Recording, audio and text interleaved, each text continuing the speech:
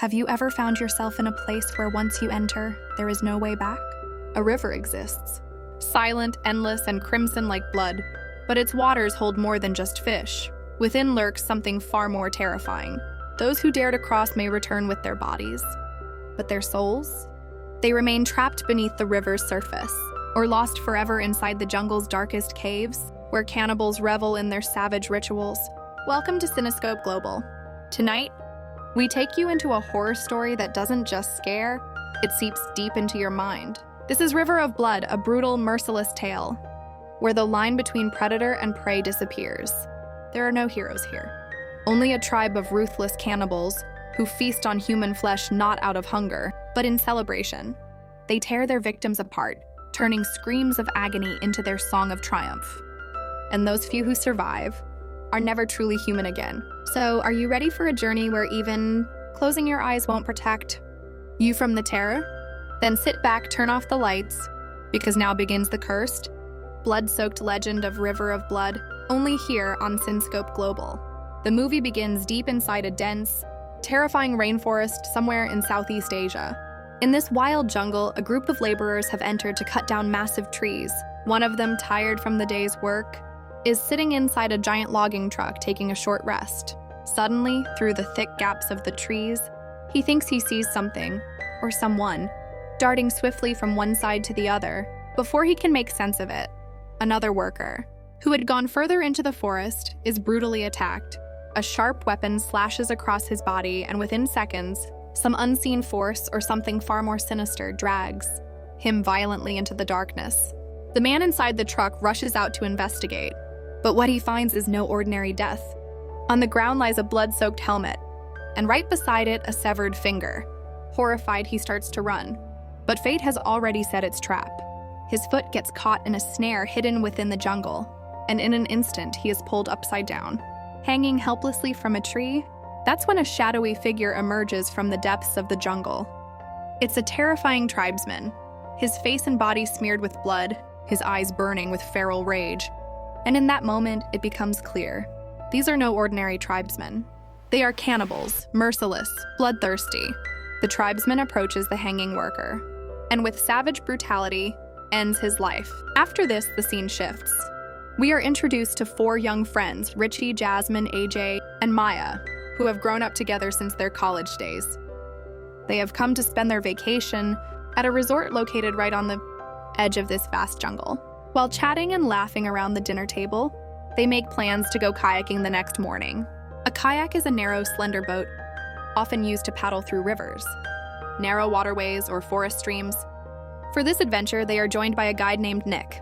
Nick gives them basic instructions about wearing life jackets, handling the kayak, and following safety rules.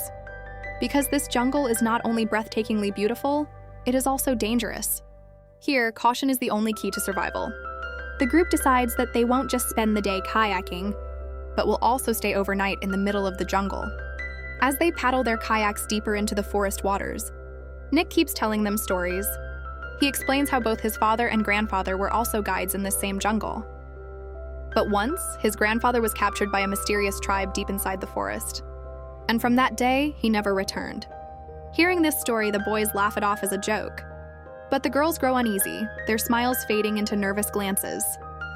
Maya, her voice trembling with fear, asks, "Do cannibals really live in this jungle?" Nick chuckles and replies, "This jungle has always been their home. But don't worry, we'll stay far away from their territory." But are they really safe? Or have they unknowingly stepped right into a deadly trap where death itself is the only escape? Meanwhile, we see a young couple riding a motorbike deeper into the jungle. They are here in search of adventure. The boy's name is Danny. On their way, they notice a signboard that reads, "Do not enter."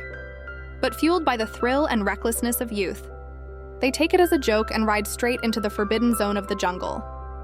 They had no idea what awaited them inside. Suddenly, from behind, a sharp weapon slashes across Danny's throat. He falls violently off the bike, his lifeless body spilling blood across the ground. Terrified, the girl rushes to him, only to find his body lying in a pool of blood, and his severed head lying a few feet away. Screaming in horror, she runs blindly into a cave, desperate to escape. But her misfortune is even greater, because this cave is, in fact, the lair of the cannibal tribe that rules this jungle. hiding in the darkness. Trembling, she pulls out her phone and begins recording a video, hoping that at least someone someday might know what happened to her. But within moments, a blood-soaked tribesman enters the cave and mercilessly slaughters her. Meanwhile, Richie, Maya, AJ, and Jasmine are setting up camp for the night in another part of the jungle. As the fire crackles, Maya sits with Nick, the guide, and continues to ask him questions about the forest. Nick then shares another horrifying tale. He says he once heard that some loggers had been captured and killed by the tribe. But these cannibals do not always kill their prey right away. Sometimes they keep them half alive. Shocked, Maya asks, but why? If they want to kill, why not just kill instantly? Why keep them alive? Nick replies with a chilling calmness. They don't have fridges or any way to preserve meat, so they keep their prey alive until they need them. Imagine someone is captured. They cut off his lower legs so he cannot escape. Then they release him back into the jungle. The children of the tribe chase him for fun, a twisted game of death. And when the tribe needs food, they cut flesh from his body, piece by piece. The group falls into stunned silence at this gruesome story. Later that night, everyone goes to sleep. But AJ and Jasmine remain awake, whispering quietly to each other. And from their hushed conversation, it becomes clear they share a secret, forbidden relationship that they have kept hidden from the others. The next morning, Richie is gone. There is no sign of him anywhere. Even Nick's kayak, carrying all their supplies, has vanished. The truth is, during the night, Richie overheard AJ and Jasmine's secret conversation.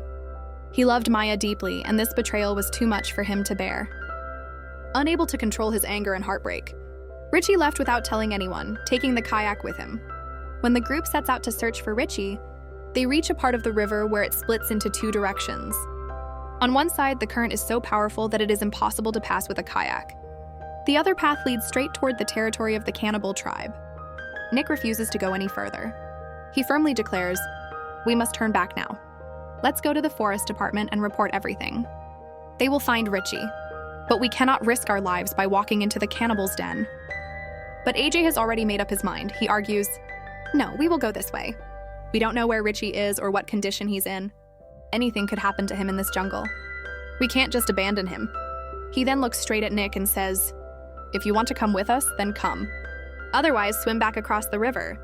But remember this, every step in this jungle is a step closer to death." Reluctantly, Nick joins them. After some distance, they discover Richie's kayak lying by the riverbank.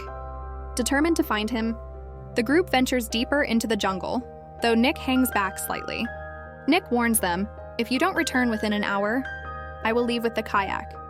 As he waits by the riverbank, Nick suddenly notices movement in the jungle. Gripping his knife, he cautiously steps inside.